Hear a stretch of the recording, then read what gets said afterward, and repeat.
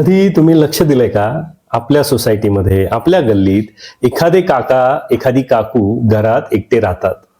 स्वतः दार उघडतात, चहा स्वतः बनवतात, औषधं वेळेवर स्वतः घेतात, बँकेतही स्वतः जातात आणि रात्री घराची कडी देखील स्वतः लावतात. लोक हळू आवाजात म्हणतात, बिचारे किती एकटे असतील ना. पण आज आपण उलटा प्रश्न विचारूया. कदाचित तेच सर्वात जास्त मजबूत असतील का? एकटेपणा म्हणजे कमकुवतपणा नाही. 60 नंतर अनेकांचं आयुष्य बदलतं. कोणाचा जोडीदार सोडून जातो, कोणाची मुलं परदेशात किंवा इतर शहरात स्थायिक होतात आणि कोणी स्वतः निर्णय घेऊन स्वतंत्र राहण्याचा मार्ग निवडतो. आपण समजतो, अरे रे रे यांचं आयुष्य आता रिकामं झालं. पण खरं काय असतं? एकटं राहणं म्हणजे प्रत्येक निर्णय स्वतः घेणं, प्रत्येक भीतीला स्वतः सामोरं जाणं आणि प्रत्येक शांत रात्री स्वतःशी संवाद साधणं. हे सोपं नसतं, पण हेच मनाला मजबूत देखील बनवतं. ही आहे शारदा काकूंची गोष्ट.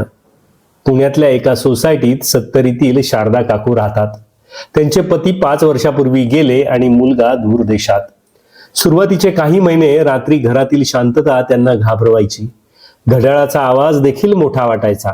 त्या म्हणायच्या, हे घर इतकं मोठं कधी झालं?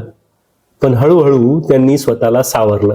सकाळी लवकर उठणं सुरू केलं, योगाभ्यास सुरू केला. त्या स्वतःहून मोबाईल वापरायला शिकल्या, स्वतः बिलं भरायला शिकल्या आणि आठवड्यातून एकदा जवळच्या बालगृहात जाऊन मुलांना गोष्टी सांगायला लागल्या. त्यांनी एकदा सांगितलं, माझं आयुष्य अर्धवट नाही, फक्त मी त्याचा रंग बदलला आहे. हे वाक्य सांगण्यासाठी मंडळी खूप मोठं मन लागतं. एकटं आयुष्य मनाला काय शिकवतं? जेव्हा घरात कोणी नसतं, स्वतःची काळजी घेणं शिकावं लागतं, वेळेची शिस्त ठेवावी लागते, भावनांवर ताबा ठेवावा लागतो, भीतीवर मात करावी लागते. जेव्हा तब्येत बिघडते तेव्हा घाबरून न जाता योग्य निर्णय घ्यावा लागतो.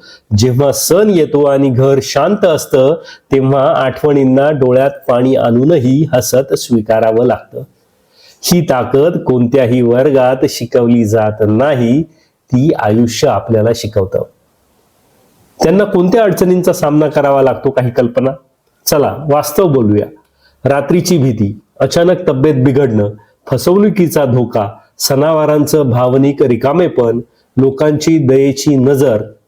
पण जसं लोखंड तापल्यावर मजबूत होतं, तसं एकटेपण माणसाला आतून कणखर बनवतं.